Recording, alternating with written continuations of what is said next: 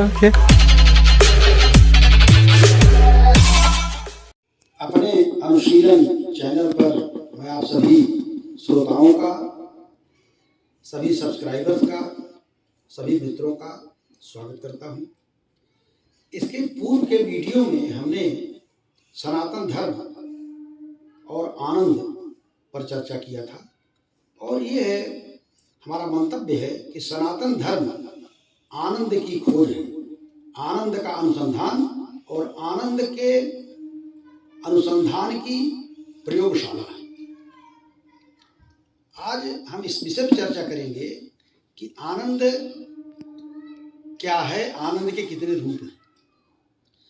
प्रायः आनंद का प्रयोग दो रूपों में होता है। पहला है सावधि आनंद या सापेक्ष आनंद, जिसको अंग्रेजी में कहते हैं कंडीशनल हैप्पीनेस या कंडीशनल ब्लिस। प्रायः लोग, साधारण लोग सुख और आनंद को एक मान लेते हैं, किंतु सुख और आनंद में कुछ मौलिक अंतर है। सुख एकांगी और क्षणिक होता है। यहाँ एकांगी से तात्पर्य है कि जो एक इंद्रिय को सुख देता है, जो एक इंद्रिय के लिए सुखद है, ये आवश्यक नहीं है कि वह अन्य इंद्रियों के लिए भी सुखद हो। जैसे रूप, सौंदर्य आँख के लिए सुखद होता है, लेकिन आवश्यक नहीं है कि वो श्रोत्र के लिए यानी कान के लिए, जिह्वा के लिए, नाक के लिए सुखद हो।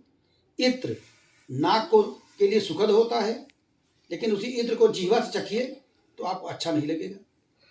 जो पकवान है, व्यंजन है, मिष्ठान्न है, वो जिह्वा के लिए सुखद है, लेकिन उसको आँख, नाक, कान में डालिए तो सुखद नहीं लगेगा। इसलिए सुख और आनंद में एक मौलिक अंतर। आनंद एकांगी नहीं होता है, युक्ति पूर्वक इंद्रियों पर, भावनाओं पर, वासनाओं पर बुद्धि के द्वारा नियंत्रण करने पर आनंद की निष्पत्ति होती है, आनंद की उत्पत्ति होती है और उससे हमारा संपूर्ण व्यक्तित्व प्रफुल्लित हो उठता है, खिल जाता है। इसलिए आनंद को आत्मिक कहा गया है। आनंद की अवस्था में व्यक्ति को भले सुख न मिले, लेकिन प्रसन्न चित्त अनुभूति होती है, प्रसन्न चित्त होने की अनुभूति होती है। सुखी व्यक्ति आवश्यक नहीं है कि आनंद में हो। बहुत से लोग सुखी देखेंगे, उनके पास कार है, बंगला है, धन है, संपत्ति है, प्रतिष्ठा है, पद है, लेकिन वो सुखी होने पर भी आनंदित नहीं है। उनको अनेक प्रकार का तनाव होता है, टेंशन होता है। बड़े बड़े पूंजीपति हैं, फैक्ट्रियों के मालिक हैं, सारी सुविधाएं उनके पास हैं, इसके बावजूद उनको निद्रा नहीं आती, वो नींद की गोली लेते हैं। तो आप समझ सकते हैं कि आनंद में सुख में क्या अंतर है। और एक किसान है, एक मजदूर है, जिसके पास धन संपत्ति बहुत कम है, लेकिन अपने सीमित संसाधनों में वो खुश रहता है, आनंदित रहता है। इसलिए आनंद और सुख में एक मौलिक अंतर है। जरूरी नहीं है कि जो व्यक्ति आनंद में है वो सुखी हो, जरूरी नहीं जो व्यक्ति सुखी हो वो प्रसन्न हो। अनेक प्रसन्न व्यक्ति ऐसे होते हैं जिनको सुख नहीं मिलता है। उनके पास कपड़े नहीं, अच्छे खाने के लिए नहीं, अच्छे मकान नहीं, इसके बावजूद सुखी है वो। सुख कहाँ जा रहा है? संतोषम परम सुखम, content is happiness. Goswami Tulsidas की एक चौपाई है कि बिनु संतोषन काम न साही और काम अछत सुख सपने हुनाही। बिनु संतोष न काम न साही और काम अछत सुख सपने हुनाही। बिना संतोष के, कंटेंटमेंट के कामनाएं नष्ट नहीं होती है। और आपकी इच्छाएं हैं, कामनाएं हैं, तो कभी आप सुखी नहीं रहेंगे, क्योंकि एक इच्छा पूरी होगी फिर दूसरे की इच्छा होगी। एक वस्तु आपको मिल गई, एक पद मिल गया, फिर दूसरे की इच्छा होगी। इसलिए गोस्वामी लिखते हैं कि बिनु संतोष न काम न साही। काम मतलब डिजायर्स, इच्छाएं, और काम अछत, कामनाओं के रहने पर जब तक कामनाएं नष्ट नहीं होती हैं। काम अछत सुख सपने नहीं।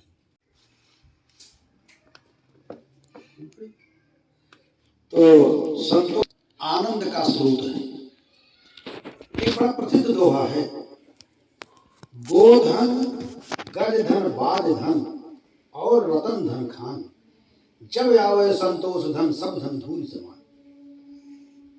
जितनी प्रकार की संपत्तियां हैं, गोधन गाय, पहले हमारे सनातन धर्म में गाय को धन का सबसे बड़ा स्रोत माना जाता है।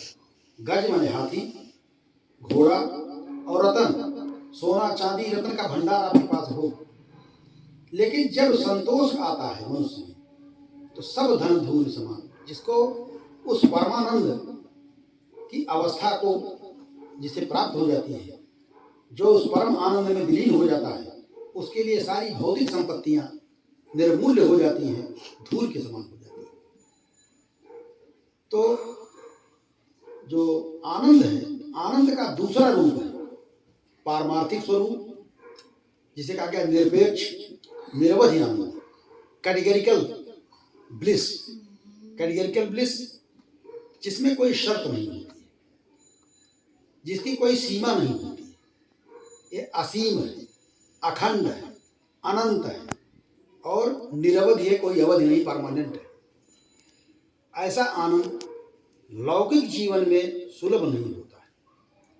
हमारे सनातन धर्म में हमारे ऋषियों ने, मुनियों ने ये कहा है कि ये परमात्मा है, परमात्मा आनंद स्वरूप है। और एक श्रीमद् भागवत का बड़ा प्रसिद्ध श्लोक है, नमो भगवते कृष्णाय वासुदेवाय हरे परमात्मने प्रणतः क्लेशनाशाय गोविंदाय नमो नमः। और देवकी नंदनम वसुदेव सुतम देवकी नंदनम वंदे कृष्णम जगतगुरु। वो जगतगुरु कृष्ण कैसा है? परमानंद स्वरूप है। देवकी परमानंदम कृष्णम वंदे जगतगुरु, वो परमानंद स्वरूप है। तो परमात्मा को, आत्मा को, ब्रह्म को आनंद स्वरूप माना गया। इसके पहले वाले वीडियो में चर्चा किया था कि उस आनंद स्वरूप परमात्मा को सच्चिदानंद कहा गया है। यहाँ पर तीन शब्दों का या तीन पदों का प्रयोग किया गया है, सत, चित और आनंद। जो सत है वो चैतन्य स्वरूप है, यानी जो सत्ता है, जो परम तत्व है, जो परमात्मा है, वो चैतन्य स्वरूप है, जड़ नहीं है। और जो सत और चेतन है उसका मूल स्वरूप आनंद है, यानी आनंद ही परमात्मा है। अब यहां पर एक प्रश्न है कि परमात्मा के, ब्रह्म के स्वरूप लक्षण के रूप में तीन पदों का ही प्रयोग क्यों किया गया है, सत, चित और आनंद। तो हम ये स्पष्ट करना चाहते हैं कि अद्वैत वेदांत की सनातन परंपरा में सत, चित और आनंद को ब्रह्म का गुण नहीं माना गया है, क्योंकि ब्रह्म तो निर्गुण है। तीन पदों का प्रयोग इसलिए किया गया है कि मनुष्य की अपने बारे में, जो साधारण मनुष्य है, अविद्या से ग्रस्त मनुष्य है, हम सभी लौकिक प्राणी जितने हैं, उनमें अपने बारे में तीन गलत धारणाएं, तीन मिथ्या धारणाएं, 3 मिसकंसेप्शंस। पहली हमारी मिथ्या धारणा यह है कि हम लोग कहते हैं कि मैं मरणशील हूं, सभी मनुष्य मरणशील है, एक न एक दिन हर एक आदमी की मृत्यु होगी। दूसरी धारणा यह है कि मैं शरीर हूं, कोई कहता मैं मोटा हूं, मैं गोरा हूं, मैं काला हूं, मैं सुंदर हूं, मैं कुरूप हूं, या अमुक व्यक्ति सुंदर है, दूसरा व्यक्ति कुरूप है, कोई नाटा है, कोई लंबा है। और तीसरी चीज है, कुछ लोग कहते हैं कि जीवन दुखमय है, सीमित है, सर्वम दुखम। महात्मा बुद्ध ने कहा कि समस्त जीवन दुखमय है। ये तीनों अद्वैत वेदांती सनातन धर्म के प्रतिनिधि कहते हैं, शंकराचार्य जी कहते हैं कि ये तीनों धारणाएं अविद्या पर, अज्ञान पर आधारित हैं। ये तीनों मिथ्या। पहली चीज तो मैं मरणशील नहीं हूं, क्योंकि मैं का मतलब मैं आत्मा हूं, और आत्मा क्या है? अमर है, अजर अमर है। जैसे मनुष्य वस्त्र बदल देता है पुराने हो जाने पर, वैसे आत्मा शरीर को बदल देता है। शरीर भले अस्थिर हो, परिवर्तनशील हो, लेकिन आत्मा अपरिवर्तनशील है, अमर है। इसलिए मैं मरणशील नहीं हूं। अंतिम रूप से तो शरीर का देहांतरण है। मृत्यु और जन्म ये शारीरिक परिवर्तन है, प्राकृतिक परिवर्तन। दूसरी मिथ्या अवधारणा ये है कि मैं जड़ शरीर हूँ, जबकि आत्मा चैतन्य स्वरूप है। मनुष्य के जड़त्व की अवधारणा का निराकरण करने के लिए कहा गया है कि यह चैतन्य स्वरूप है। सत्य चित आत्मा परमात्मा चैतन्य स्वरूप है, जड़ नहीं है। आत्मा पर जड़ता का आरोपण अद्वैत वेदांती कहते हैं एक सुपर इम्पोजिशन यानी अध्यास है। जैसे हम कहते हैं कि मैं मोटा हूं, तो मैं का प्रयोग आत्मा के लिए करते हैं। अब मोटापन चेतना गुण नहीं हो, जड़ वस्तुओं का गुण है। तो इससे लगता है कि हम आत्मा पर जड़ पदार्थ के गुणों का आरोपण कर रहे हैं, जड़ पदार्थ गुणों का आरोपण आत्मा पर कर रहे हैं। दूसरी मिथ्या उदाहरण है कि मैं शरीर हूं, मैं शरीर नहीं हूं, मैं चेतन आत्मा हूं।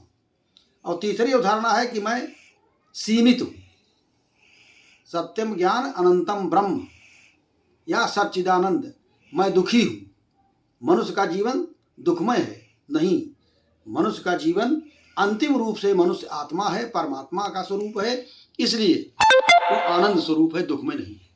हमारे ऋषियों ने, हमारे पूर्वजों ने, सनातन धर्म के महान उन नायकों ने इन तीनों अवधारणाओं का खंडन किया कि मैं मरणशील हूं, मैं जड़ शरीर हूं, मैं सीमित या दुखी हूं। तो परमात्मा जो है वो सत है, सत माने हमेशा था, हमेशा है, हमेशा रहेगा, अमर है। और दूसरी चीज, मैं जड़ शरीर नहीं हूं, आत्मा जड़ नहीं, आत्मा चैतन्य स्वरूप है। और तीसरी चीज, आत्मा में कोई दुख कोई विकार नहीं, और निर्विकार है, आनंद स्वरूप है, असीमित है, अखंड है, अनंत है। इस प्रकार से आनंद आत्म स्वरूप है, आनंद ही आत्मा है। और हमारे श्रुति के द्वारा यह प्रमाणित भी है कि आनंदाद्येव खलिमानि भूतानि जायन्ते आनंदेन जातानि जीवन्ति आनंदम प्रयंत विषम विशन्ति। आनंद से ही सारे प्राणियों का उद्भव, आनंद में ही स्थिति और आनंद में ही सबका लय होता है। इसलिए परमात्मा आनंद स्वरूप है, या कहिए कि आनंद ही परमात्मा है। इस प्रकार से हमने सनातन धर्म की इन मान्यताओं को 2-3 वीडियो में प्रस्तुत किया है। अब मैं आप लोगों को पूर्व सूचना दूंगा और लाइव रूप में हम सनातन धर्म के मूल स्वरूप पर एक संक्षिप्त वक्तव्य देना चाहेंगे, जो लाइव रहेगा। हमारे सभी श्रोताओं से निवेदन है, हम अपने YouTube चैनल पर उस तिथि को और समय को निर्धारित करेंगे जिस दिन इस पर लाइव वीडियो आएगा।